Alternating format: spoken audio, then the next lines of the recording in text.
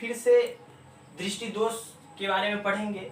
तो दृष्टि दोष जो बच्चे नहीं पढ़े हैं वह पिछले वाले वीडियो में जाके देख सकते हैं। दृष्टि दोष किसे कहते हैं, दृष्टि दोष के प्रकार की भी बताए थे, उसमें हम निकट दृष्टि दोष का पूर्णतः वर्णन किए थे। और इस वीडियो में हम लोग दूरदृष्टि दोष के बारे में जानेंगे। दूरदृष्टि दोष को समझने से पहले कुछ बिंदुओं को समझना अति आवश्यक है, उस बिंदु पर हम चर्चा कर रहे हैं, आप ध्यान से देखिए।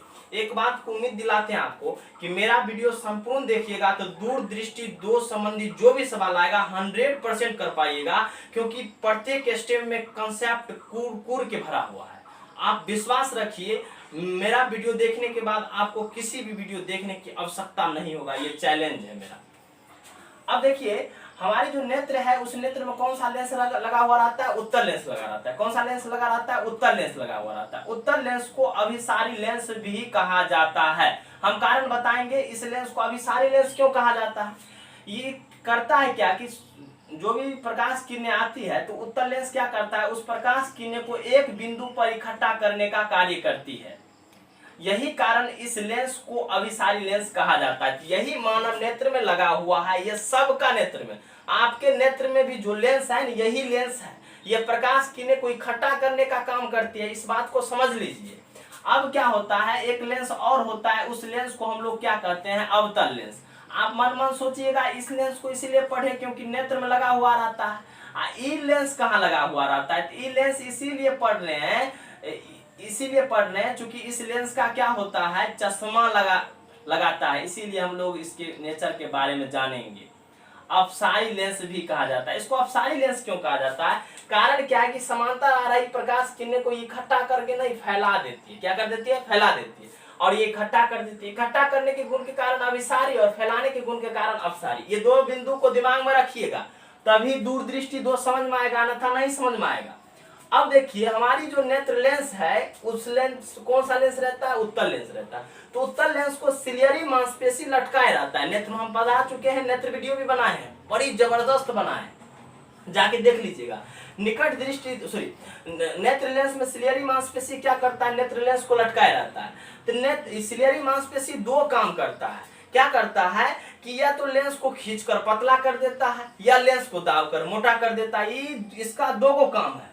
लटकाए जो रखा है सिलियरी मसल्स, ये दो काम करता है, या तो लेंस को दाबकर मोटा कर देगा या खींचकर पतला कर देगा। तो सिलियरी मांसपेशी और लेंस के बीच में एक छोटा छोटा देख रहे हैं यहाँ पर रेखा जैसी जो है रचना, उसे सस्पेंसरी लिगामेंट कहा जाता है।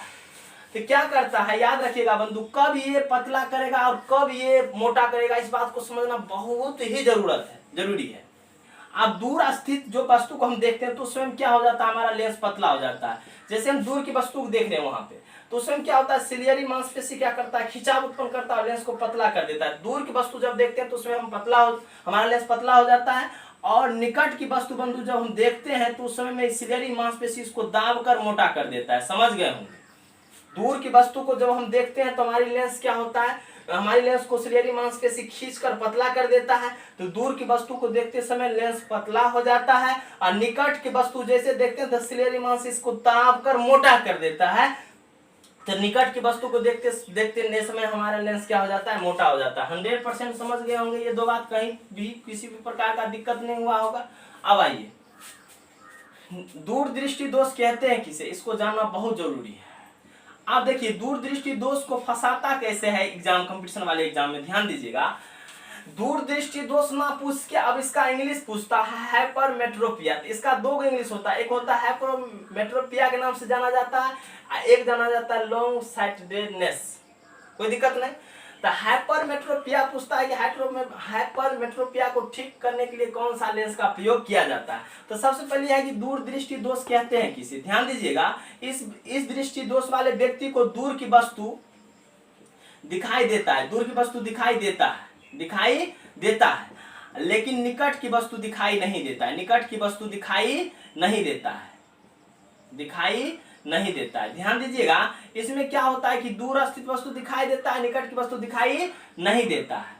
याद रखिएगा, जो लिखा रहता है ना वही दिखाई देता है। जैसे दूर लिखा है तो दूर की वस्तु दिखाई देगा, और निकट नहीं लिखा हुआ है इसीलिए निकट की वस्तु दिखाई नहीं देगा। दूर की वस्तु स्पष्ट दिखाई देगा, निकट की वस्तु दिखाई देगा, लेकिन वो स्पष्ट धुंधला पहचान नहीं पाइएगा, क्लियर नहीं हो पाएगा कि क्या है या नहीं है, ये धुंधला दिखाई देगा। कंसेप्ट क्लियर हो गया होगा।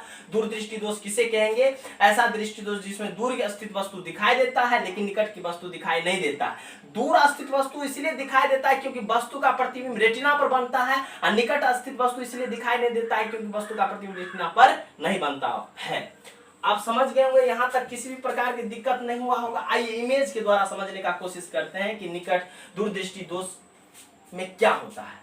देखिए ये जो लेंस लगा हुआ है इस लेंस को हम लोग कौन सा लेंस कहते हैं? उत्तल लेंस कहते हैं। तो उत्तल लेंस का गुण क्या होता है? प्रकाश किरणें को इकट्ठा करके एक बिंदु पर एकत्रित करना। यहाँ ध्यान दीजिए, एक बिंदु पर एकत्रित कर रही है, तो ये समांतर किरणें आ रही है बहुत दूर से, दूर की वस्तु से आ रही है। तो लेंस से अपवर्तन के बाद ये क्या हुआ कि एक बिंदु पर क्या हो गया? इकट्ठा हो गया। एक बिंदु पर क्या हो गया? इकट्ठा हो गया। तो ये जो नीचे इधर वाले जो परत है इसी का नाम रेटिना। रेटिना पर आके कटा, प्रतिबिंब यहाँ बना, प्रकाश सनहाई के द्वारा ये मस्तिष्क के पास चला जाता है, ब्रेन के पास क्या हो जाता है? चला जाता है, और ब्रेन इनको अनुभव कर पाता है। यहाँ तक कोई दिक्कत नहीं हुआ होगा। अगर रेटिना पर किसी वस्तु का प्रतिबिंब बना तभी हम देख पाएंगे, तभी हमारा मस्तिष्क अनुभव कर पाएगा, अन्यथा अनुभव नहीं कर पाएगा। देखिए लेंस का जो क्षमता होता है, मान लीजिए ये किरणें का मूल पथ इतना था, इसकी क्षमता है 15 डिग्री मोड़ने का। 15 डिग्री पर मान लीजिए मोड़ दिया तो प्रकाश किरणें क्या हुआ? रेटिना पर कट गया, तो रेटिना पर क्या हो गया? वस्तु का प्रतिबिंब बना, तो हम अनुभव कर पाए। अर्थात जो व्यक्ति दूरदृष्टि दोष से ग्रसित होगा वह दूर स्थित वस्तु को देख लेगा, क्योंकि देखिए वस्तु का प्रतिबिंब कहाँ कट रहा है? रेटिना पर। लेकिन निकट से आ रही प्रकाश किरणें क्या होता है? रेटिना पर ना कट के रेटिना से क्या हो जाता है? बाहर कट जाता है। तो कटना तो चाहिए यहाँ पर, यहाँ ना कट के, देखिए ध्यान दीजिए, यहाँ ना कट के यहाँ कट गया, रेटिना का बाहर कट गया। तो रेटिना का बाहर कटेगा फिर भी नहीं देख पाएंगे, रेटिना का अंदर कटेगा फिर भी देख नहीं पाएगा। रेटिना पर ही कटना चाहिए। सोचिए कितनी कड़ी चुनौती है। यहाँ पर दो आदमी दिक्कत क्या होगा? या तो लेंस सही से प्रकाश किरणें को मोड़ नहीं पाया, और नहीं तो सिलियरी मांसपेशी इसको खींचकर पतला या मोटा नहीं कर पाया। दो कारण हो सकता है। देखिए या तो लेंस इतना कड़ा हो गया क्योंकि निकट की वस्तु है, तो निकट की वस्तु के समय में क्या होता है? सिलियरी मांसपेशी इसको दाब कर पतला करता है, सॉरी मोटा करता है, जिसके कारण इसको रेटिना पर कटना चाहिए, दबा नहीं पाया, इसी कारण यहाँ आके कट गया। तो सिलियरी मांसपेशी इसको दबा नहीं पाया, अर्थात सिलियरी मांसपेशी कमजोर हो गया होगा। नहीं तो दूसरा कारण यह हुआ होगा कि लेंस इतना काड़ा हो गया होगा कि सिलियरी मांसपेशी दबा ही नहीं पाया होगा। दो कारण हो सकता है, ध्यान दीजिए। या तो सिलियरी मांसपेशी इतना वीक हो गया होगा, इतना कमजोर हो गया होगा कि लेंस को दबा नहीं पाया होगा, या लेंस इतना कड़ा हो गया होगा कि सिलियरी मांसपेशी के द्वारा दबाया नहीं गया होगा। क्योंकि दाबेगा, क्योंकि निकट की वस्तु में दाबेगा तभी नहीं मोटा होके क्या कहते हैं? रेटिना पर फोकस होगा, तो इसका मतलब दबाया नहीं होगा। इसी कारण से इस स्थिति में हम लोग निकट की वस्तु को नहीं देख पाते हैं। इसका कारण समझते हैं, कारण क्या होता है? हम दो कारण तो मौखिक रूप से बोले कि सिलियरी मांसपेशी में डिफेक्ट हो सकता है या लेंस में डिफेक्ट हो सकता है, लेकिन मूलतः कारण क्या होता है? ध्यान दीजिएगा, ये नेत्र लेंस है और ये क्या है? रेटिना है। ये क्या है? रेटिना है। इसके बीच की दूरी क्या हो जाता है? कम जाता है। बीच की दूरी बंधु क्या हो जाता है? कम जाता है। दूसरी बात, फोकस दूरी क्या होता है? फोकस दूरी बढ़ जाता है। फोकस दूरी क्या हो जाता है? बढ़ जाता है। फोकस दूरी क्या हो जाता है? बढ़ जाता है। और एक चीज, क्षमता अधिक हो जाता है, सॉरी क्षमता कम हो जाता है। क्षमता क्या हो जाता है? कम, यानी घट जाता है, घट जाता है।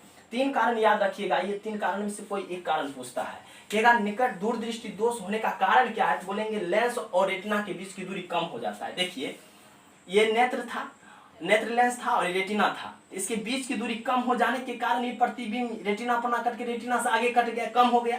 फोकस दूरी बढ़ जाना, यहाँ पहले यहाँ से यहाँ तक फोकस था, अब यहाँ से लेकर यहाँ तक फोकस हो गया, अर्थात फोकस दूरी क्या हो जाता है? बढ़ जाता है। मतलब जैसे ही फोकस दूरी बढ़ेगा तो क्षमता भी क्या हो जाता है? बढ़ जाता है। क्षमता भी क्या हो जाता है? क्षमता क्या हो जाता है? घट जाता है। इसका कारण समझिए कि क्षमता घटता क्यों है। क्योंकि लेंस का पावर बराबर सूत्र होता है 1/f, लेकिन 1/f कब होगा? जब मीटर में रहेगा तब। 100/f कब रहेगा? जब सेंटीमीटर में रहेगा। याद रखिएगा, यहाँ तो क्वेश्चन बढ़िया से पूछता है, फूक फूक कर पूछेगा, फंसाएगा यहीं पर। तो 1/f m कब होगा? f जब मीटर में रहेगा तब होगा, और सेंटीमीटर में रहेगा तो 100 होगा। दिमाग लगाइए, अगर e घट रहा है, e इसका मान घट रहा है, f का मान घट रहा है, तो फोकस पावर बढ़ेगा। अगर ई बढ़ रहा है तो पावर क्या होगा? घटेगा। अगर फोकस बढ़ रहा है तो पावर क्या होगा? घटेगा। तो दिमाग लगाइए, फोकस दूरी क्या हो रहा है? इंक्रीज हो रहा है, बढ़ रहा है, तो पावर क्या होगा? कमेगा। घटेगा। समझ गए होंगे, कोई दिक्कत नहीं हुआ होगा। चलिए क्लियर। अब हम लोग जानते हैं कि इसको दूर कैसे किया जा सकता है। मान लीजिए जो व्यक्ति इस दूरदृष्टि दोष से ग्रसित है, उसे दूर कैसे किया जा सकता है। दिमाग लगाने की कोशिश यह है, हम लोग यह करेंगे कि इस किरण को यहाँ ना कट के यहाँ कटना चाहिए, इस किरण को यहाँ ना कट के यहाँ कटना चाहिए, तो प्रकाश किरणें को और सिकुड़ना चाहिए और मुड़ना चाहिए, लेकिन ये नहीं मुड़ पाया, जिसके कारण रेटिना को ना कट के रेटिना के बाद कटा। तो बताइए, एक लेंस अभी तुरंत हम दो लेंस के बारे में बताए थे। ये लेंस क्या करता है, प्रकाश किरणें को फैलाता है, और ये लेंस क्या करता है, प्रकाश किरणें को इकट्ठा करता है। तो इकट्ठा करने की जरूरत है इसमें या फैलाने की, तो आप कहिएगा नहीं सर इकट्ठा करने की जरूरत है। यही कारण है कि ऐसे व्यक्ति को जो दूरदृष्टि से दोष से ग्रसित रहता है, उसमें कौन सा लेंस का प्रयोग किया जाता है, तो कहिएगा उत्तल लेंस, क्योंकि प्रकाश किरणें को और इकट्ठा करने की जरूरत होती है, और इकट्ठा करने की क्या होती है, जरूरत होती है। समझ गए होंगे। तो जब उत्तल लेंस से युक्त चश्मा देते हैं, तो उस व्यक्ति का जो प्रतिबिंब है वो रेटिना पर बनता है। कहाँ पर बनता है, रेटिना पर। और रेटिना क्या करता है, मस्तिष्क को इन्फॉर्मेशन देता है, और जब वो चश्मा किस उत्तल लेंस की चश्मा का उपयोग कर लेता है, तो क्या होता है, उत्तल लेंस की चश्मा का उपयोग कर लेता है, तो वस्तु का प्रतिबिंब रेटिना पर करता है और मस्तिष्क उसका अनुभव कर पाता है। अर्थात इसमें क्षमता इसका क्या हो गया था, कम गया था, तो क्षमता को बढ़ाना पड़ेगा, तब मान लीजिए ये और प्रकाश किरणें को मोड़ पाती है। यही कारण इसमें एक लेंस तो प्रकृति दिया ही था, और चश्मा उत्तल लेंस दिए, तो उत्तल लेंस प्रकाश किरणें को और क्या करती है, मोड़ती है। तो ये बाहर ना होके मूलतः क्या हुआ, रेटिना पर कटा, और रेटिना पर कटने के बाद हम उस वस्तु को अनुभव कर पाए। अगली वीडियो में जरा दृष्टि दोष और अविमलता देखेंगे।